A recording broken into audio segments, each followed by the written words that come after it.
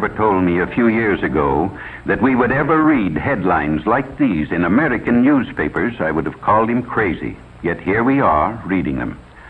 In the middle of the 20th century, in the United States of America, hundreds and hundreds of teenage boys and girls are becoming hopeless dope addicts every year. It's fantastic, it's unbelievable, and it's terrible, but it's true. The government maintains 2 hospitals just to treat drug addicts at Lexington, Kentucky, and Fort Worth, Texas. It used to be a rare thing for a juvenile to be admitted, but look at these recent figures.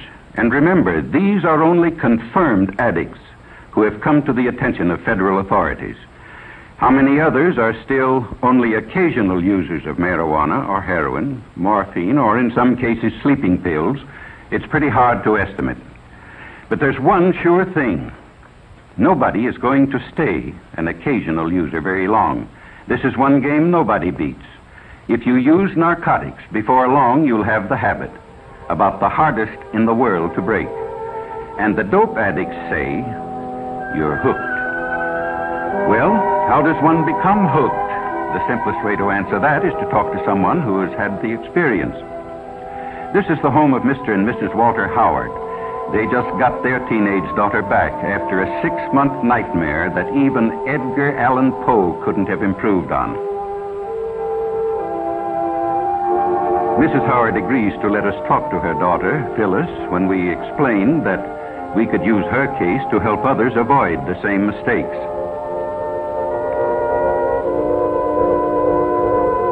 This is Phyllis as she looked 6 months ago, a senior in high school, pretty as a picture. Just recently, she was released from the narcotic ward of the county jail in the custody of her parents. It's hard to believe that this girl is the same as the one in the picture, but it doesn't take long for the drug habit to make anyone over.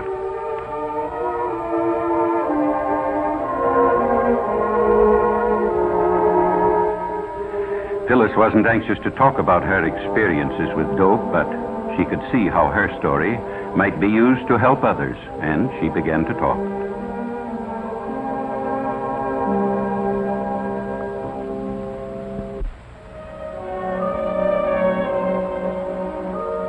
I guess I knew about reefers, that's marijuana, ever since junior high. Some of the boys smoked them, the ones who couldn't get along, who were afraid of everything. You know, the ones with no backbone.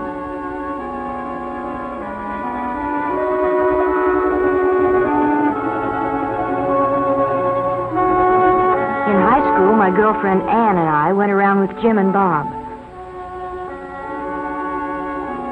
They both smoked pot.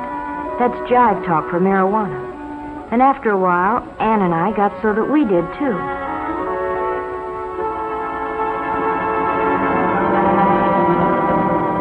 It's funny what it does to you. Everything speeds up to 100 miles an hour.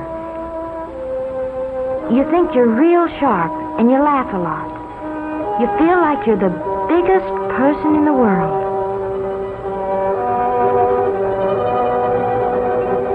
But I didn't feel so good when I came home high that night.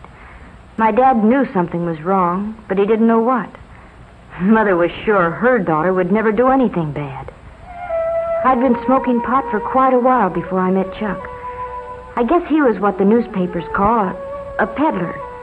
He supplied the kids at school with whatever they wanted. Most of them used reefers like us, but some liked stronger things. There was something intriguing and different about Chuck. I guess I appealed to him in some way, too. Anyway, I found out later what it was about him. He had the heroin habit. He was hooked. Chuck and I started running around together, and one night he asked me up to his place. I knew by now he started peddling after he got the habit, so he could get H for himself. He needed a lot, because he had a big habit. You know something about hypes? They're like a disease. They don't like to see anybody not using the stuff just because they do. Chuck finally talked me into using heroin. He said it would make him feel better. So I tried it. But I was going to be smart. Just take it or leave it. Nothing was going to happen to me. But before I knew it, I was hooked. Bad. I had a heroin habit as big as Chuck. I hadn't been home in weeks. Oh, Chuck and I were married, but it didn't matter very much. Nothing does. Not when you're on H. All you think about day and night is dope. How much you've got, where to get more, what you'll do if you can't get it. And then they'd got Chuck. They had to eventually, I knew that, but it didn't matter much. Nothing did except H. All of a sudden it hit me. If Chuck had seen the cops coming, he might have got rid of our supply.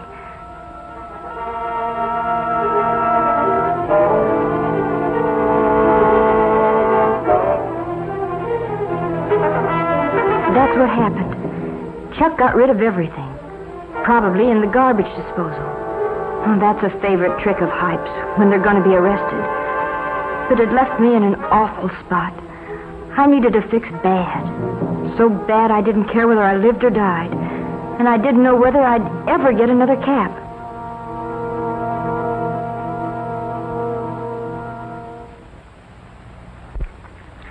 In the meantime, Phyllis's parents had nearly gone crazy. They hadn't seen or heard from their daughter in months. Mr. Howard checked every newspaper story that might by any remote chance have to do with Phyllis. But gradually their hopes died.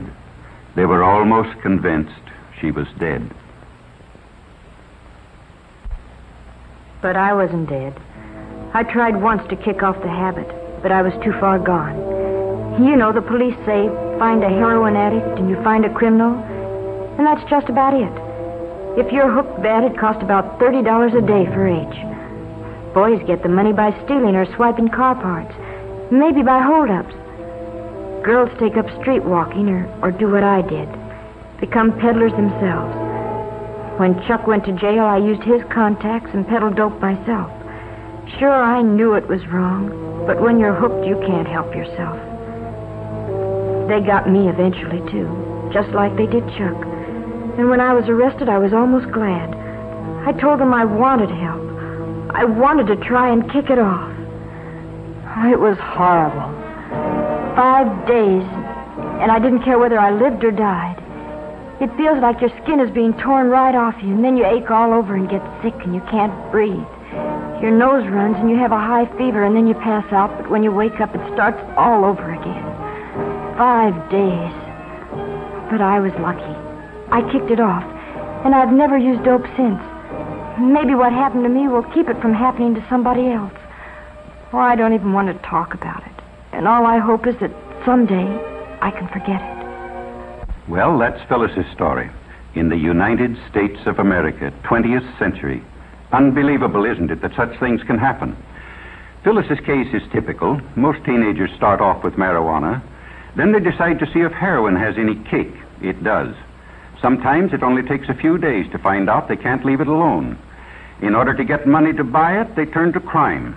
And that's the story. There are practically no happy endings when you fool with drugs. Doctors say restoring an addict to normal life is about the toughest thing in medicine. Well, what's the answer? Enforcement? Yes, that's one of them, certainly. In the Far East a few years back, they were lining up dope peddlers and shooting them in the back of the head. But it didn't stop addiction. It just made it harder for victims to get the stuff. No, the answer is a simple one. Just use your head. Leave narcotics absolutely alone. Remember what happened to Phyllis and others like her. Talk it over with your parents or school counselor, somebody you have confidence in. Some say the Reds are promoting dope traffic in the United States to undermine national morale. They did it in China a few years back. It's certainly true that the increased use of narcotics plays right into their hands. But why not show everybody, including ourselves, that young American men and women have too much intelligence to make such a stupid, ghastly, tragic mistake? Let's make tomorrow's headlines read like this.